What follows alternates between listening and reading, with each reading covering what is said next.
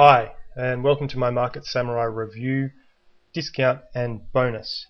In this video, I'm going to go through and review the product so that you can get a good idea of what it's about, show you how you can trial it for free and get a discount if you decide to buy it. And if you do like it and you decide to buy it, I've got a special bonus for you at the end. Anyway, we'll get into that a little bit later. For now, let's just do a run through and a bit of a review on Market Samurai.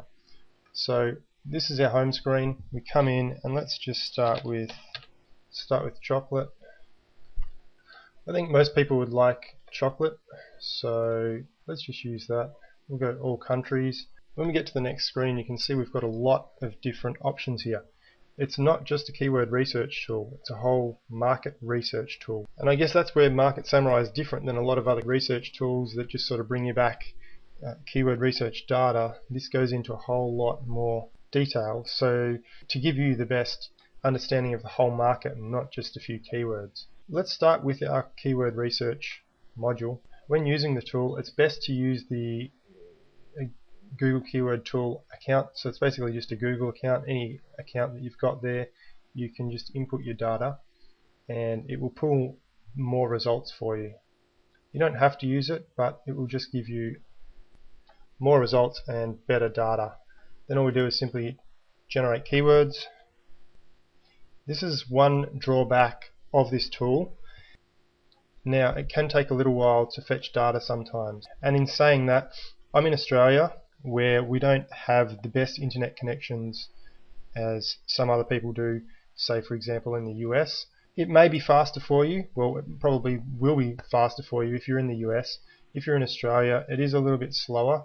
I guess that's the main drawback of the tool. While I'm on that, the other drawback is that Market Samurai pulls its data from so many different places and then it compiles it to give you the most comprehensive overview of the whole market. Because it's pulling its data from so many different places, sometimes it can have issues.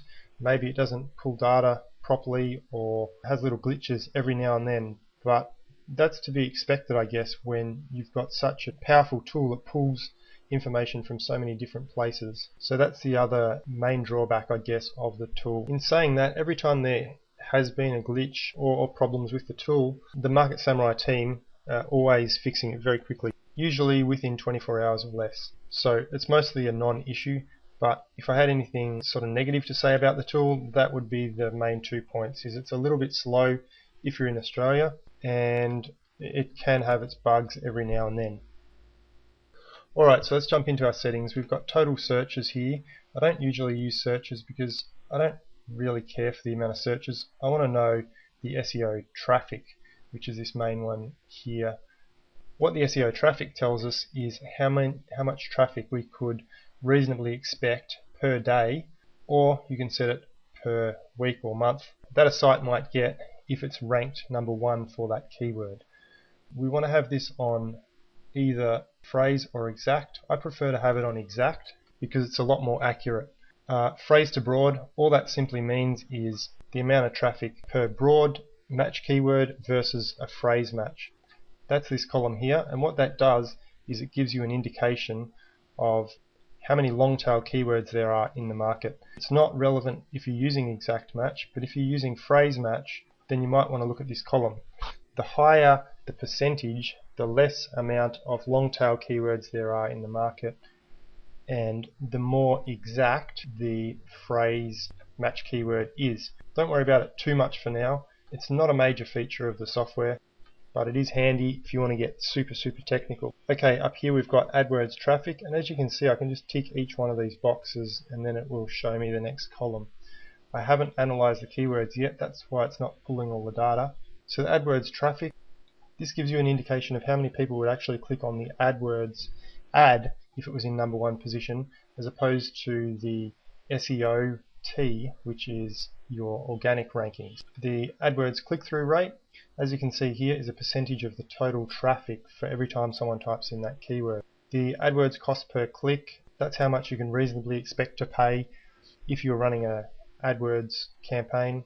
Over here we've got SEO competition.